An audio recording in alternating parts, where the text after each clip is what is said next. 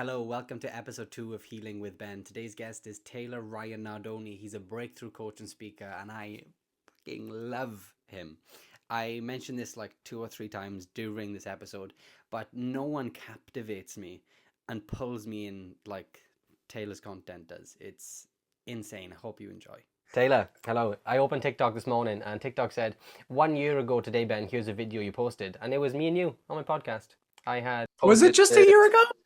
No, I had posted one of the Oh, yeah. I think we spoke 2 years ago, 2.5 years ago, maybe. How are you, sir? I'm doing great. I'm doing really well. I was thinking about that today. I actually remember that interview. I think I was wearing a blue shirt. Could be making that up. Yep, no, you were. Yep. And I think it was the summer of 2023. Yeah, no, things are good. Things are good. Coaching, doing the thing, enjoying life. We were just talking before. It's summer up here and it's beautiful out today. It's about 90 degrees. But yeah, enjoying life. It's evolved quite well over the past couple of years. It's also been crazy. Nice. Yes, it has. Absolutely crazy. I love you and I love your videos. And I love you back. Thank you. There is no, I'm not just saying this because you're here. There is no other creator that captures me. Just your voice. I don't know what it is. I don't know if it's the microphone, if it's your presence, your energy, but the moment you start speaking, I'm hooked. So I'm excited to dive into your story and dive into your insight, and I'm honored to have you here. So thank you very much. Let's begin. Again, thank you. And by the way, I just have to say, I'm going to send all that right back to you as well. Because Thank you. I love what you do. I love what you post about. And I'm just so happy we've been connected for the past couple of years. Ben and I just found each other. I think it was just on TikTok, right? We just popped up on each other's feeds and that was it. Here we are. And you pop in my lives and give me a little cowboy hat. And the rest is history. Like every time, I'm like, oh, Ben's in the house here and put it on. Okay. The last time I did it was yesterday, the day before. I was at the kitchen with my wife and I was like, watch this now, it's Taylor. And then you were talking and then the cowboy hat come on. She was like, he's talking seriously, Ben. Why are you putting a fucking cowboy hat on him? Anyway, the first question that I have. So the majority of my audience, myself included in the past, we are conditioned to be people pleasers. That's like our identity. And we give our time and energy to people who maybe don't even deserve it. So I always strive, whether it's myself, whether it's followers, whether it's just friends, I strive for authenticity, to sort of live your life and not live in the extension of others. So when it comes to authenticity in your own story, which you've shared with me before, but maybe not to my audience here, is what was the pivotal moment for you, if there was one, where you went from teacher to speaker, where you just thought, this is me, this is the life that I should be living? Yeah, well, first of all, authenticity is just, that's my everything. You know, I love talking about that because I think so often, and I'm a recovering people pleaser as well. That's what I call myself.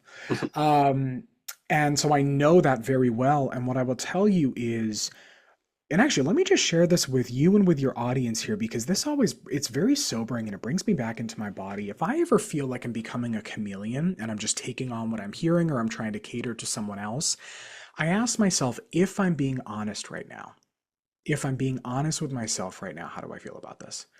And that somehow, it's very simple, but that just like brings me back into my body. And I'm like, oh, wait a second. Like, how does Taylor feel about this? So I would say, to be honest with you, I mean, a couple of years back, so I used to be an elementary music teacher and, you know, I loved it. The kids were great. And towards the end of that time, I was kind of going through kind of a personal and spiritual awakening. And I think it was actually kind of that question that I had to ask myself, which was, okay, I have this really deep intuitive call to take a leap of faith. Am I going to listen to this or am I going to try and tuck it aside? And I think what happens with authenticity and following your own path is, unfortunately, it starts as a whisper and then it's a boulder and then it's screaming in your face. And we sometimes wait for that, but we're always given what we need. So it's all good. So that's kind of what happened to me. It was this real, kind of crossroads that I had hit. And I really had to make a decision. I said, okay, well, I have to choose my heart. And there's the difficulty of staying in the box or there's the difficulty of breaking out of it. So which do I choose? And I chose to break out of it. That's just kind of always how I've been. So, starting on that path a few years back, that was 3 years ago, when I took that leap, I didn't start my coaching business until about a year later. So I was working at a restaurant, just kind of vibing, having a good time. And I was really learning what it meant to embody that phrase that I say now all the time, which is all is well.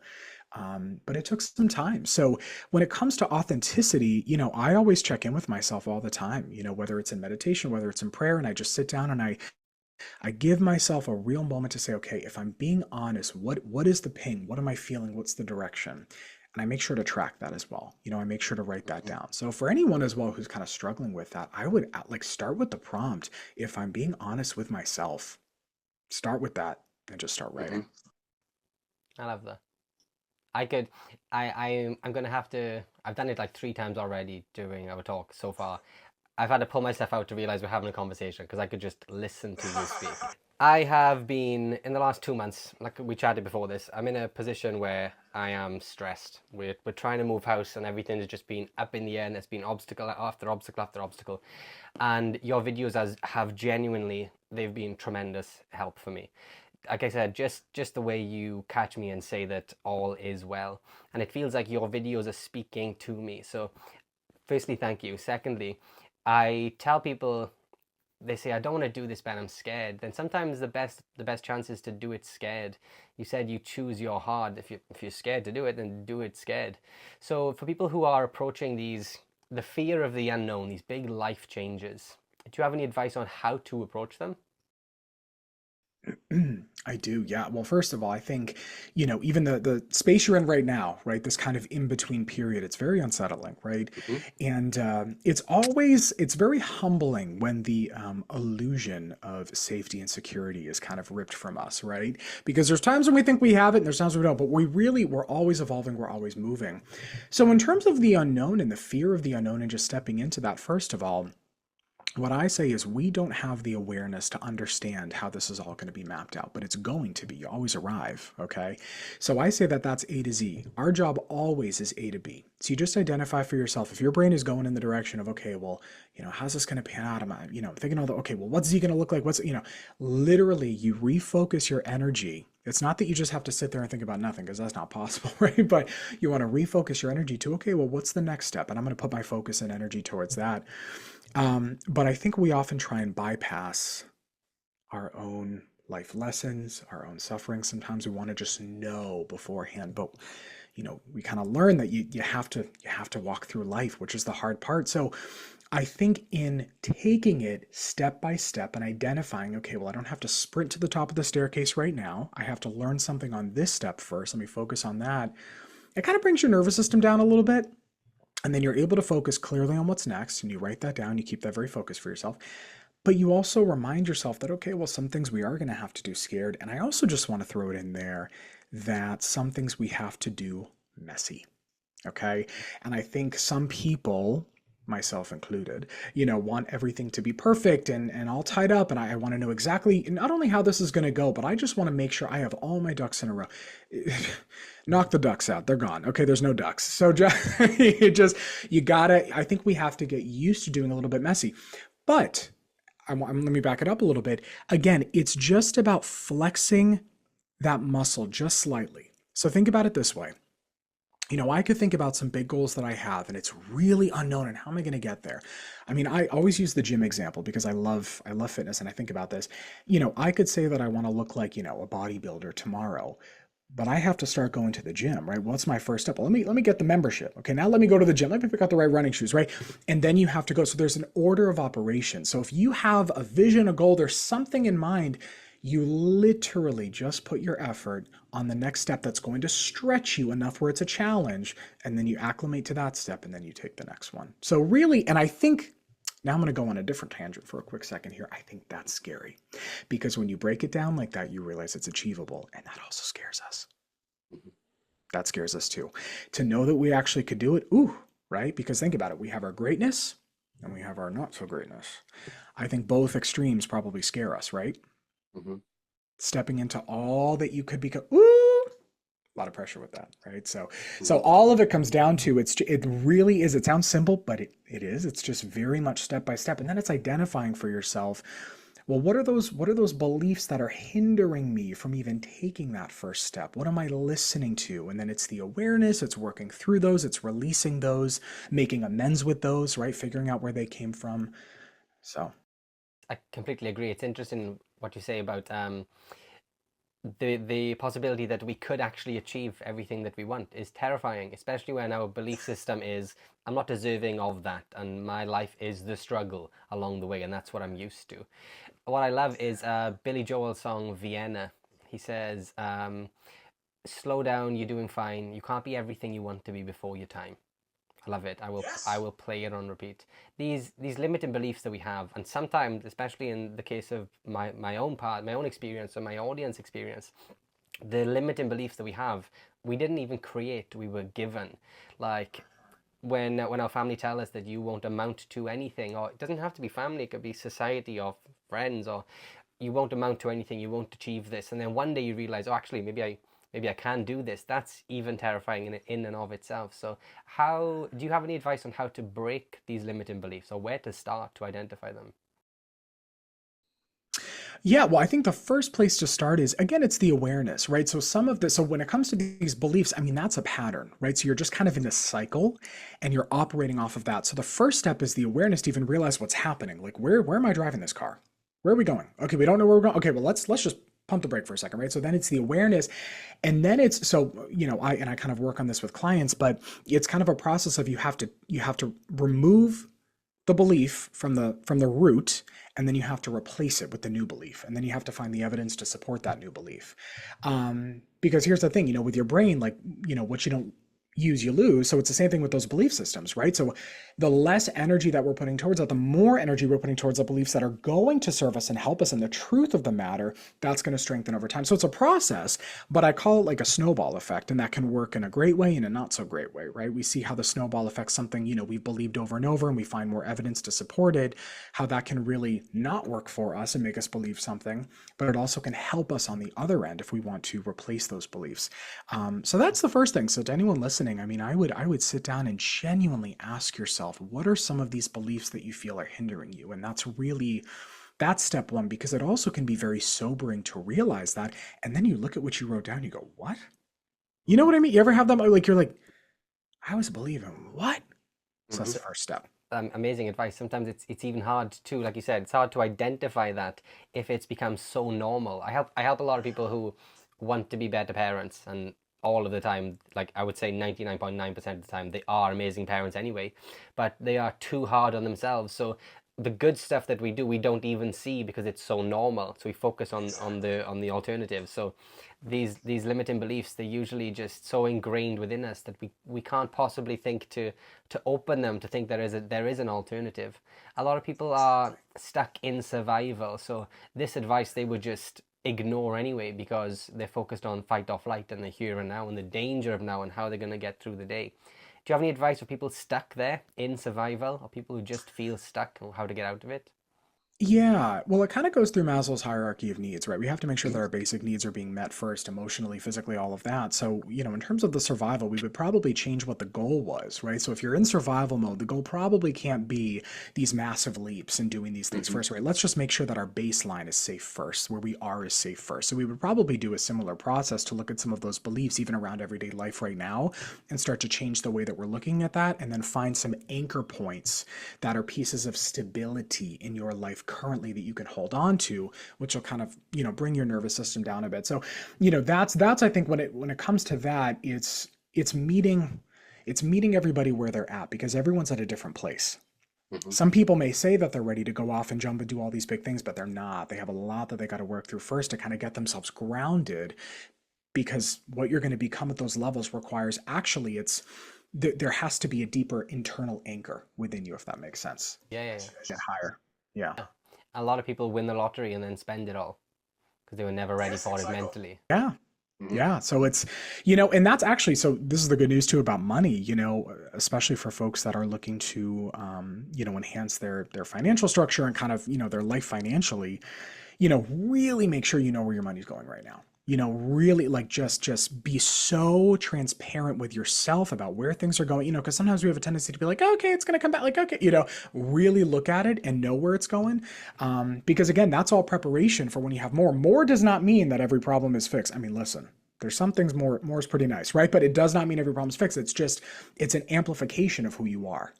So I think we have a real nice opportunity here before we get to some of those places to kind of handle what's been given to us and all of that. Hmm. I That resonates with me. I think and a lot of us do it. If we start earning more money or business starts doing well, but we don't think we deserve any sort of success or what we could potentially do with money, we will self-sabotage and buy things we don't need or waste money or not keep track of our spending. When it comes to breaking out of survival, sometimes I think breakthroughs are disguised as breakdowns. So as a breakthrough coach yourself, what can a breakthrough look like or feel like for someone? Because I think, sorry, before you answer, I often ask people what a healed version of them looks like. I don't think healed exists, but I think we need to know what these things look like. Otherwise, we'll never know when we get there. Mm. It's very powerful. And I think a breakthrough is different for everybody. It depends on what area of life. But I think when I think breakthrough, I think clarity. Okay. And a lot of people come to me and they're very clouded. Now, what they're clouded from and why, well, that's very individual to the person. But a breakthrough is clarity. And when you have clarity, you have a clear path ahead to start to walk. And by the way, when you break through something once, there'll be another breakthrough you have to have later. That life is one constant breakthrough, right? But I love what you said about the breakdown, because after a breakdown can often, a very powerful personal conviction can be birthed after that of why you're going off and doing what you're doing, right? So the breakdown, there's always something there. But I think when I think about a specific breakthrough, it's clarity as to why you're operating the way that you do, where you're headed, and what you seek to do. And those three, those are big ones. Those three things I just mentioned, I think that's what a lot of people struggle with. So yeah, definitely depends on the person. But I love working with folks and being able to see that light bulb moment in their own life, where they have this clarity. I was, working with someone recently who is pursuing something pretty cool in her life. And for her, the breakthrough has actually been very much in kind of the traditional life coaching component, where we just break down specifically, what she needs to do and what her steps are. And the clarity she's getting it's like this come to Jesus, where she's like, yes, thank you. That's what I was looking for, because we have this analysis paralysis before we start something. For other people, it may come from some journaling that we do or some forgiveness work that we do. And then there's a huge breakthrough in terms of what you were holding on to that you're able to now release. So different for everyone, but I think it's clarity, and then it's a moment of freedom, and that feels really good. Good answer. I agree. Thank you. Okay. I'm unsure, how long have we been chatting? I think 20 minutes.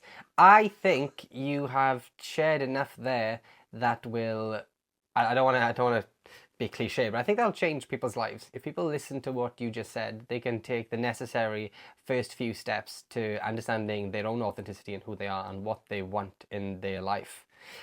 I have two questions for you, Taylor, if you don't mind. If you could have a short conversation with your 10-year-old self, what would you say? Oh man. You know what I would say to him? I would say it all happens, and keep going. And when moments get difficult, they absolutely pass, and we will be on the right path. You have nothing to worry about. That's what I would say to him. Nice. I like that. See him. Yes. Okay. Then in your current life, what is a truth that you now live by that you didn't believe 5 years ago? That's a great question. A truth that I now live by. Honestly, I really believe that God has a plan, that there's a beautiful plan, that it's all taken care of. Literally, it is all taken care of, that life will give you what you need when you need it. And I don't know if it's that I didn't consciously believe that 5 years ago. Maybe I was kind of operating in that space a little bit, but I do live by that now. So anytime I get, overwhelmed or, just feel that internal chaos, reminding myself of that I'm not entirely in the driver's seat, is very liberating to me. So I would say that has been life-changing. Nice. Okay. Again, this is the third time I've said, but I love your videos and I love listening to you, and I could just sit here. And what I like about you, and I like to think the same about myself, which is why I don't think we need much time in this episode, is you and I are both very direct, because we know what people need to hear, because we've given the same advice to ourselves too. For people who want to feel the same way as I do and get captured by your videos, I will pop the links to your videos in my video, but where can people find you for your services and your videos? Well, thank you very much. I appreciate that. So in terms of my social medias are all Taylor Ryan Nardone, YouTube, Instagram, TikTok, and my services you can actually check out on my social media page. I have a little link tree there, but you can also head to my website if you'd like, which is taylorryannardone.com. We keep it nice and simple. Sweet. Eddie Okay. branding. Thank you so much for being here, and I'll speak to you soon. Ben, I appreciate it. Thank you everyone for listening.